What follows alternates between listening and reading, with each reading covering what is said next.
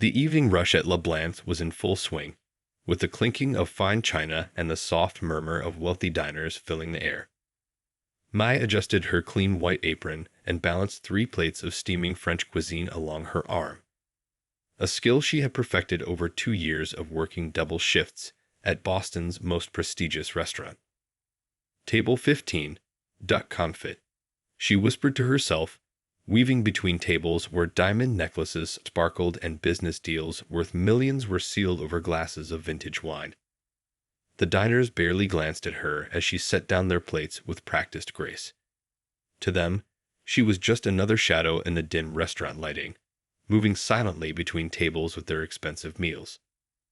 But May carried a secret beneath her practiced server's smile. Long before she put on this crisp black uniform, her fingers had danced across piano keys instead of carrying plates. She had spent countless hours in practice rooms at the prestigious New England Conservatory, working towards her dream of becoming a concert pianist. That was until life took an unexpected turn. Her father's sudden illness, mounting medical bills, and the harsh reality of choosing between her education and her family's needs. Now, between serving courses and refilling water glasses, Maya found herself drawn to the beautiful grand piano that sat in the corner of the restaurant. Every evening, different pianists would play soft classical music for the guests. She watched their fingers move across the keys during her rare breaks, sometimes closing her eyes and imagining her own hands creating that beautiful music. Table 12 needs their check, and 23 just sat down, called out Rodriguez, her fellow server, snapping her back to reality.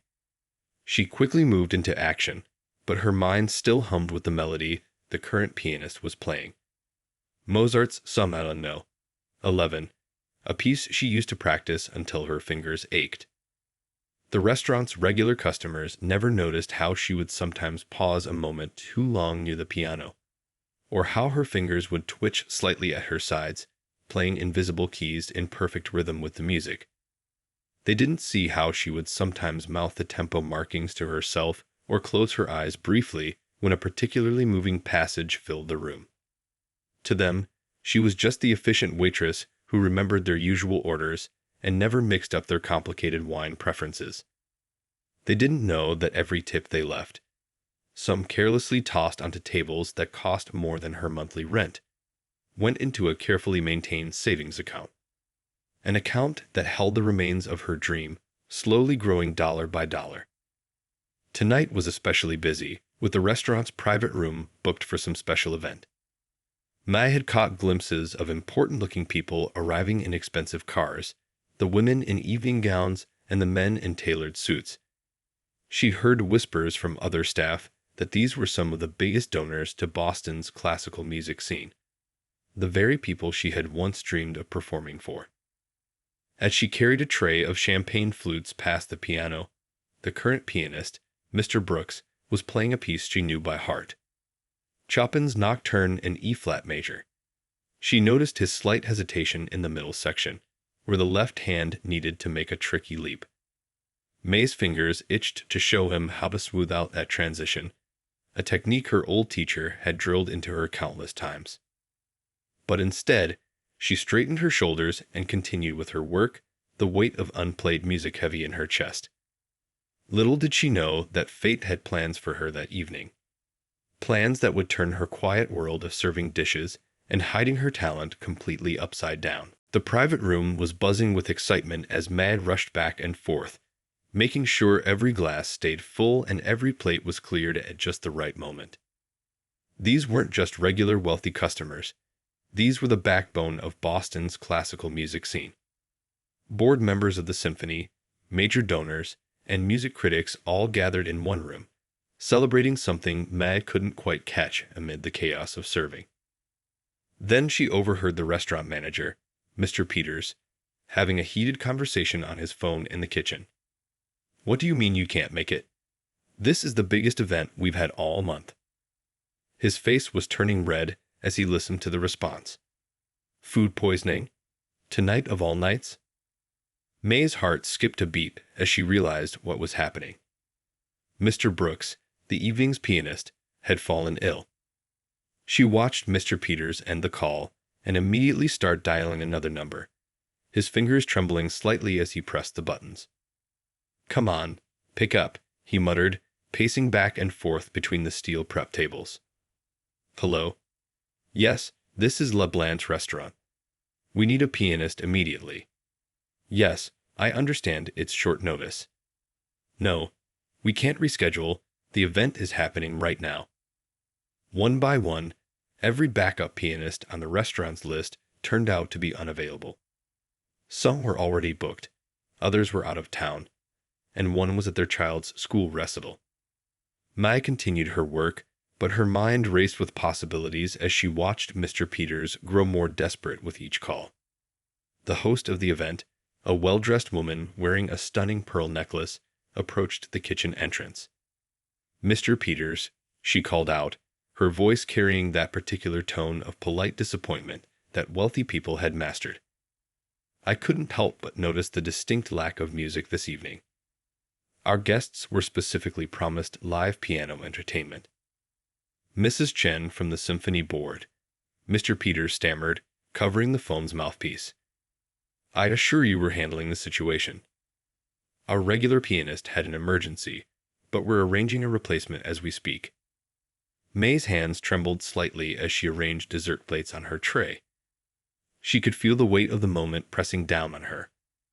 The music she'd kept locked away for so long was fighting to break free. "Handling it?" Mrs. Chen raised an eyebrow. "I see. Well, I should inform you that among our guests tonight is Mr. Yamamoto, who's considering a rather substantial donation to our upcoming season. He specifically mentioned looking forward to the musical atmosphere here, which I personally guaranteed." That was the moment May's feet stopped listening to her brain. Before she could talk herself out of it, she found herself stepping forward. "Mr. Peters," she said quietly, her heart pounding so hard she could barely hear her own voice. I can play." Both Mr. Peters and Mrs. Chen turned to look at her with identical expressions of surprise. "You?" Mr. Peters asked, his tone somewhere between desperate and dismissive. "May, this isn't the time for." "I studied at the New England Conservatory," she continued, her voice growing stronger, "for 3 years before I had to leave. I know most of the classical repertoire. I can play anything your regular pianist usually performs." Mrs. Chen's expression shifted from annoyance to curiosity. "The conservatory? Which professors did you study under?" May named her former teachers, and she saw a flash of recognition in Mrs. Chen's eyes. The older woman turned to Mr. Peters. "Well, it seems you have a solution right here." Mr. Peters looked between the two women, clearly weighing his options. The sound of restless chatter from the private room seemed to make up his mind. "One piece," he said finally, pointing a finger at May. "You get one piece to prove yourself. If it's not up to our standards, it will be," May said with quiet confidence, already mentally flipping through her repertoire to choose the perfect piece. As she untied her apron with slightly shaking hands, she caught her reflection in one of the kitchen's stainless steel surfaces. She was still in her server's uniform, her practical shoes a far cry from the elegant attire of a concert pianist. But none of that mattered now. After 2 years of silence, she was finally going to play again. The only question was, would these sophisticated music lovers accept a waitress at their grand piano? Mai walked through the dining room, feeling the weight of every step. The gentle clink of silverware and murmur of conversations seemed to fade into the background as she focused on the gleaming grand piano ahead. A few regular customers did double takes as they watched their usual waitress approach the instrument. She could hear whispers starting already. "Is that the server? What's she doing? Surely they're not letting the help entertain." The private room's door was open, and she could see the important guests inside starting to notice the unusual situation. One elderly gentleman in an expensive suit frowned and leaned over to whisper something to his companion. Mrs. Chen stood near the doorway, watching with an expression that mixed curiosity with concern. Mr. Peters hovered nearby, his face tense. "Remember," he whispered urgently as Mai passed him, "just one piece. Don't make me regret this." The piano bench felt different from the ones she remembered at the conservatory. This one was perfectly maintained, its leather cushion still firm and new. Mai took a deep breath and adjusted the height, her movements automatic from years of practice. Even after 2 years away from performing, her body remembered the proper posture. She could feel the stares of the guests boring into her back. Her server's uniform felt suddenly stiff and confining. Her practical work shoes, chosen for comfort during long shifts, felt clumsy on the pedals. But as soon as her fingers touched the cool keys, something inside her clicked into place. Mai closed her eyes for just a moment, letting the noise of the restaurant fade away. In her mind, she was back in the practice rooms at the conservatory, where she had spent countless hours perfecting her craft. The piece she had chosen was one that had always given her strength. Rachmaninoff's Piano Concerto No. 2. Her fingers struck the first chords, deep and resonant. The famous opening sequence filled the restaurant, and she heard several sharp intakes of breath behind her. This wasn't the usual gentle background music the restaurant's pianists played. This was something else entirely. As she moved into the main theme, she forgot about her uniform, forgot about the whispers, forgot about everything except the music flowing through her fingers. The piece had always spoken to her of hidden strength emerging from darkness, of beauty rising from struggle. Now, she poured every moment of the past 2 years into each note. Every difficult shift, every dream she'd had to put aside, every time she'd walked past this piano wishing she could play. The first movement built in intensity, and Mai let herself be carried away by the music. Her hands moved with confidence born from thousands of hours of practice. The complex runs and dramatic chords that had once intimidated her now felt like old friends welcoming her back. She was dimly aware that the restaurant had fallen completely silent. No one was eating. No one was talking. Even the kitchen staff had stopped their usual clamor, gathering at the doorway to watch. But Mai didn't focus on any of that. She was lost in the music, in the pure joy of finally being able to play again. The challenging passages that had once required all her concentration now flowed naturally. Her left hand handled the complex bass patterns while her right soared through the melodic lines. Each phrase told part of her story, the struggle, the determination, the hope that had never quite died. From the corner of her eye, she caught a glimpse of movement. More guests from the private room had emerged to see who was playing.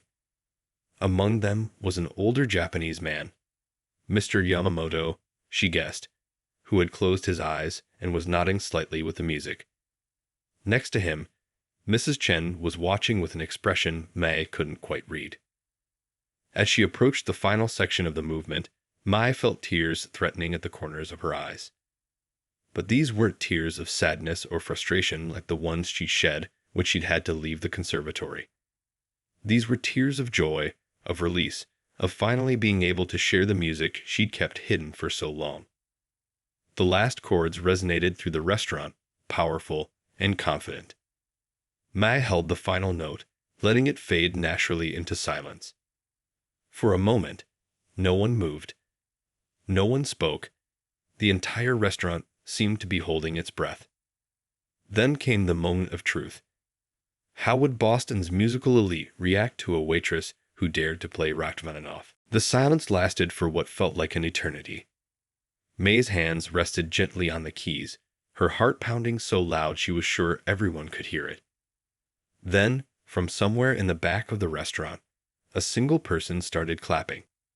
The sound was quickly joined by another, then another, until the entire restaurant erupted in thunderous applause. Mai turned slowly on the bench to face her audience.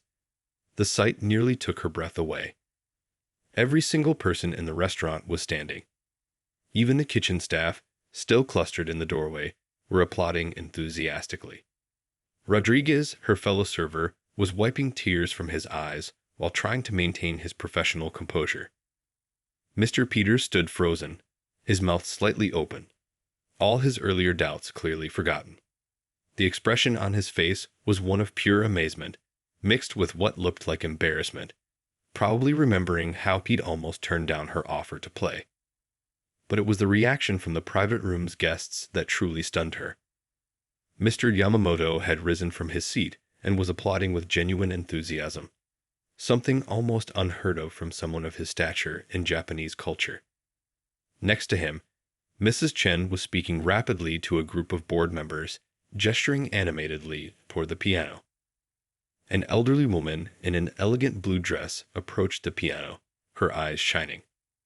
"My dear," she said, her voice thick with emotion, "I was at the Moscow Conservatory for 30 years before moving to America. That was one of the finest interpretations of Rachmaninoff I've heard from someone so young. Please, you must play another piece." Mai glanced uncertainly at Mr. Peters, who now nodded eagerly. Yes, yes, of course," he said quickly. "Please continue." Turning back to the keys, Mai felt a surge of confidence. This time, she chose Chopin's Ballade No. 1 in G minor. As her fingers found the opening notes, she noticed more people gathering around the piano. Regular diners had abandoned their meals to stand closer, phones forgotten in their hands as they watched her play. The ballad flowed from her fingers with an ease that surprised even her. All those years of practice, all those hours spent memorizing and perfecting each passage, had stayed with her. The music filled every corner of the restaurant, from the delicate, questioning opening theme to the thunderous finale. Through the corner of her eye, she could see a distinguished-looking man in the crowd taking notes on a small pad. A music critic, perhaps. She pushed the thought aside and focused on the music. This moment wasn't about impressing anyone. It was about finally being true to herself. As she played, she caught glimpses of the faces around her. A young girl, probably dragged to dinner with her parents, watched with wide-eyed wonder. An elderly couple held hands, their eyes closed as they swayed slightly to the music. Even the usually stern-faced businessman who always complained about his coffee was sitting perfectly still, his expression softened by the music. The piece built to its dramatic conclusion, and Mai felt herself swept away by the passion of it. Her fingers flew across the keys in the final runs, each note crystal clear despite the speed. When the last chord rang out, the applause was even more thunderous than before. This time, Mrs. Chen stepped forward before anyone else could speak. "Ladies and gentlemen," she announced, her voice carrying easily over the dying applause, "I believe we've just witnessed something extraordinary." She turned to May with a warm smile. "Young lady, would you be willing to join us in the private room? There are several people who would very much like to speak with you." May's hands were trembling slightly as she stood from the piano bench. Her server's uniform suddenly felt out of place again, but the confidence from her performance still flowed through her. As she followed Mrs. Chen toward the private room, she caught her reflection in one of the restaurant's mirrors. She was surprised to see that she was glowing, not from embarrassment or anxiety, but with the pure joy of finally sharing her true passion. Behind her, she could hear the excited murmur of conversation starting up again, but different now. All of them talking about the waitress who turned out to be a hidden musical genius. What would happen next? What would these important people want to discuss with her? For the first time in 2 years, Mai felt like her dreams might not be so impossible after all. The private dining room felt like a different world. Crystal chandeliers cast a warm glow over the elegantly set tables, where half-finished meals lay forgotten. May stood just inside the doorway, suddenly very aware of her practical work shoes and the pen still tucked behind her ear. "Please, sit down." Mrs. Chen gestured to an empty chair. The other guests, about 15 of Boston's most influential music patrons, gathered around, their eyes filled with curiosity and interest. Mr. Yamamoto sat directly across from her, his usual stern expression replaced by one of thoughtful consideration. First, said a silver-haired woman whom Mai recognized as the former principal pianist of the Boston Symphony, "Tell us why you're serving dishes instead of performing on stage." with talent like yours. May's hands twisted in her lap as she told her story. She spoke about her father's sudden illness, the mounting medical bills, and the impossible choice between her education and her family's needs. Her voice grew stronger as she described working double shifts, saving every tip, still practicing finger exercises on her lap during bus rides home. "But why didn't you seek assistance?" asked another board member.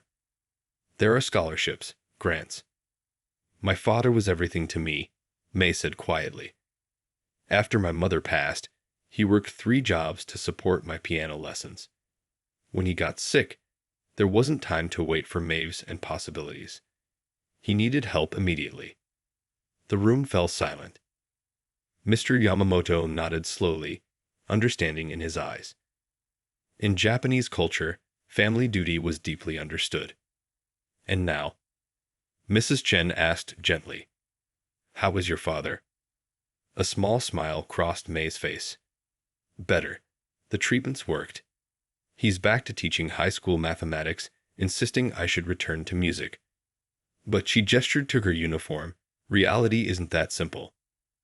"Perhaps it is." The voice came from a distinguished-looking man who had been quietly taking notes earlier. He introduced himself as the dean of the conservatory's piano department. "Your technique, even after 2 years away from serious practice, it's exceptional. The way you handled the emotional complexity of both pieces, especially the Rachmaninoff." "What my colleague is trying to say," Mrs. Chen interrupted with a warm smile, "is that talent like yours doesn't come along every day. We'd be poor stewards of the arts if we let it go to waste." The conversation that followed seemed surreal to May. They discussed practice schedules, scholarship possibilities, and performance opportunities. Mr. Yamamoto, speaking up for the first time, offered to sponsor her return to studies personally. The former principal pianist offered private coaching. But May said, looking around at these people who had barely noticed her existence an hour ago, "Why? Why would you do all this for a waitress?" The elderly woman in blue who had praised her earlier reached out and patted her hand. "My dear, music knows no class, no station. True talent deserves nurturing, wherever it's found. When you played those pieces, you reminded all of us why we fell in love with classical music in the first place." Tears welled up in May's eyes, but she blinked them back. Through the doorway, she could see the regular dining room, where other servers continued their work. Rodriguez caught her eye and gave her a thumbs up while balancing a tray of desserts. Mr. Peters appeared at the door, looking uncertain whether to interrupt. The sight of him reminded May of something. I still have tables to serve," she said, half rising. "The evening shift isn't over." The room burst into gentle laughter. Mrs. Chen waved Mr. Peters away. "I think your serving days are coming to an end, my dear. Though perhaps you could give us one more performance before you go. I believe there was a Chopin scherzo that Mr. Yamamoto particularly wanted to hear." As Mai returned to the piano, her steps felt lighter. The weight of hidden dreams and buried talents had lifted from her shoulders. When her fingers touched the keys again, she played not just for herself or her father, but for every person who ever had to set aside their passion for duty, hoping that somehow, someday, their moment would come. The next few hours passed like a dream. Mai played piece after piece at the piano. Each one met with growing appreciation from her audience. Her fingers remembered music she thought she had forgotten. Mozart, Beethoven, Liszt, as if they'd never stopped practicing. The restaurant's regular customers lingered long past their usual leaving time, entranced by the unexpected concert. But it was her final piece of the evening that changed everything. She chose Tchaikovsky's Piano Concerto No. 1, a piece she'd always loved, but never dared to perform publicly before. As the powerful opening chords filled the restaurant, a new figure appeared in the doorway. A tall man in a perfectly tailored suit who carried himself with quiet authority. Mrs. Chen noticed him immediately. "Director Wang," she called out softly, "you're just in time." The director of the Boston Symphony Orchestra moved quietly through the room, finding a seat near the piano. Mai felt her heart skip a beat when she realized who he was, but she kept playing, losing herself in the music she loved so much. The piece was technically demanding, full of dramatic runs and powerful chord progressions, but tonight her fingers seemed to find every note perfectly. When the final notes faded away, Director Wong was the first to speak. "Mrs. Chen," he said, his voice carrying clearly through the quiet room, "I believe you found something quite remarkable here." He turned to May, his expression serious but kind. "Young lady, how would you feel about performing with an orchestra?" May's hands froze on the keys. "With an orchestra. We have an upcoming series featuring young talents," he explained. "One of our scheduled pianists had to withdraw due to injury. We've been searching for a replacement who could handle Rachmaninoff's second concerto." He smiled. "I believe we've just found her." The room burst into excited murmurs. Mai felt dizzy. "But I haven't practiced with an orchestra in years. I haven't even touched a piano in 2 years before tonight." The elderly woman in blue, who May now knew was a respected piano teacher, spoke up. "Then we have work to do, don't we? You'll need intensive coaching, of course. I'd be happy to help." "As would I," added the conservatory's dean. "We can arrange for practice time in our halls. And about your return to studies." Mr. Yamamoto cleared his throat. "The matter of tuition and expenses is already settled," he said firmly. "You need only focus on your music." Mai looked around the room at all these people who had become her champions in just one evening. Her eyes filled with tears, but this time she let them fall. "I don't know what to say. Thank you seems too small." "Then don't say it," Director Wong suggested kindly. "Play it. Music speaks louder than words, as you've shown us tonight." Just then, Rodriguez appeared at the door with May's apron in his hands. "I finished your tables for you," he said with a grin. "Figured you were a bit busy, though I should warn you, there's already a crowd gathering outside. Word's gotten out about the piano-playing waitress." Mai laughed through her tears. "I should help you close up." "Absolutely not," Mr. Peters interrupted, appearing behind Rodriguez. He looked slightly embarrassed but genuinely happy. "Consider this your last night as a server. Though," he added with a slight smile, "you'll always have a place here if you ever want to play for us again. As our pianist, of course." Mrs. Chen stood up, taking charge as she had all evening. "Now we need to discuss practical matters. You'll need proper performance attire, a schedule for practices." She paused, noticing May's overwhelmed expression. "But perhaps that can wait until tomorrow. Tonight is for celebrating." Mai turned back to the piano one last time, letting her fingers rest lightly on the keys that had changed her life. The same keys she had longingly watched others play for 2 years, never imagining that her own moment would come in such an unexpected way. "Would anyone like to hear one more piece?" she asked softly. The answering smiles and nods were all the encouragement she needed. As she began to play, Mai felt as if she could see her future unfolding before her, not just returning to her dreams, but exceeding them in ways she never could have imagined. All because she had finally found the courage to share her hidden gift with the world. 3 months had passed since that life-changing night at Le Blanc's restaurant. May stood backstage at Symphony Hall, her heart racing as she smoothed down her new concert dress, a gift from Mrs. Chen. The elegant black fabric felt worlds away from her old server's uniform. Through the curtain, she could hear the orchestra warming up. Tonight wasn't just any performance. It was her debut with the Boston Symphony Orchestra. The program sat on her dressing room table. Rachmaninoff Piano Concerto No. 2, featuring guest soloist May Chen. Seeing her name printed there still felt surreal. A gentle knock at the door interrupted her thoughts. 5 minutes, called the stage manager. Mai took a deep breath and opened her small handbag, pulling out a worn photograph. It showed her father sitting at their old upright piano, teaching a much younger Mai her first notes. He would be in the audience tonight, finally well enough to travel. Next to him would be Rodriguez and several other staff members from La Blance, who had insisted on buying tickets to support their former colleague. The past 3 months had been intense. Every day had been filled with practice sessions, coaching, and preparation. The elderly piano teacher had worked tirelessly with her, helping her rediscover techniques she'd feared were lost. Mr. Yamamoto had arranged for a piano to be delivered to her apartment, so she could practice at home. The conservatory's practice rooms had become her second home as she prepared for both this performance and her return to studies. Director Wong had been patient but demanding, helping her understand how to work with the orchestra during their rehearsals.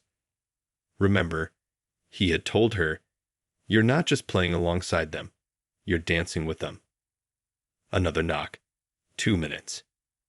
Mai tucked the photograph back into her bag and stood up. As she walked toward the stage door, she caught her reflection in a mirror. The frightened waitress was gone, replaced by a confident musician. Yet she knew that everything she'd learned during those 2 years of serving, patience, perseverance, humility, had helped prepare her for this moment. The stage door opened. Mai could see the grand piano waiting for her, its polished surface gleaming under the stage lights. As she stepped out, the applause began. She saw familiar faces in the audience. Mrs. Chen in the front row, beaming with pride. Mr. Peters and some regular customers from La Blanche. Her father, tears already shining in his eyes. Making her way to the piano, Mai remembered something the elderly piano teacher had told her during their lessons. Music isn't just about the notes you play. It's about the story you tell through them. As she sat down at the piano, adjusting the bench just so, Mai knew exactly what story she would tell tonight. It was a story about dreams deferred but not forgotten, about duty and perseverance, about the unexpected ways life could open new doors just when all hope seemed lost. The conductor raised his baton. Mai placed her hands on the keys, the same hands that had carried countless plates and filled endless water glasses, now ready to create something beautiful. As the orchestra began the opening bars, she felt a sense of complete peace settle over her. This was where she belonged. Not because she had been born to it, or because it had been handed to her, but because she had never stopped believing in the power of music to transform lives. Her own transformation from waitress to concert pianist wasn't just about talent. It was about courage, determination, and the kindness of strangers who became champions. The moment came for her entrance, and Mai began to play. But this time, she wasn't playing just for herself, or even for the audience. She was playing for everyone who had ever had to put their dreams on hold. Everyone who had ever felt stuck in one life while longing for another. Everyone who had ever dared to hope that it wasn't too late to become who they were meant to be. And somewhere between the first note and the last, a simple truth emerged. Sometimes the longest detours lead us exactly where we need to go.